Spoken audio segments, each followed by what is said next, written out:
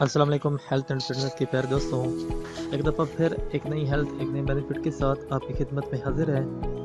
پیارے دوستوں، ملتانی مٹی اپنے اندر حیرت انگیز صلاحیت رکھتی ہے۔ پاکستان اور پاکستان سے ملحقہ علاقوں میں ملتانی مٹی کثرت سے پائی جاتی ہے۔ کم قیمت ہونے کی وجہ سے یہ ہر انسان کی دست میں ہے۔ ملتانی مٹی کا استعمال زمانہ قدیم سے کیا جا رہا ہے۔ جلد کے بیرونی بیماریوں اور بالوں کے لیے ملتانی مٹی کا پیسٹ اور ماسک جلد اور بالوں کو رونق بخشتا ہے۔ روکھے، الجھے ہوئے، چکنے، بے رونق، بے ترتیب اور کمزور بالوں کے لیے ملتانی مٹی کا استعمال مختلف انداز سے کیا جاتا ہے۔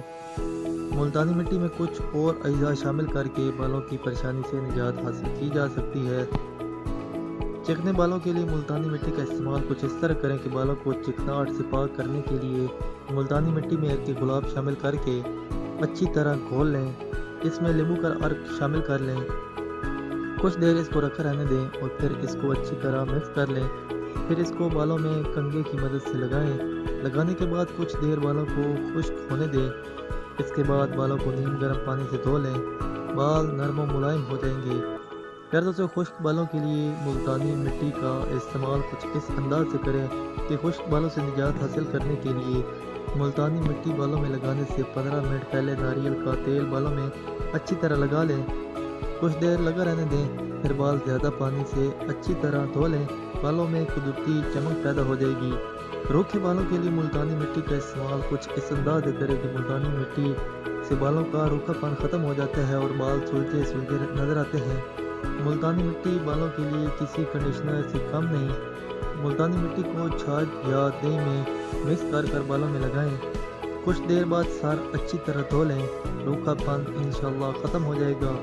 بالوں کی نشو و نما کے لیے ملتانی مٹی کا استعمال کچھ اس انداز سے کریں کہ بالوں کی خوبصورتی اور مضبوطی کے لیے ملتانی مٹی کا ماسک حیرت انگیز طور پر اثر دکھاتا ہے۔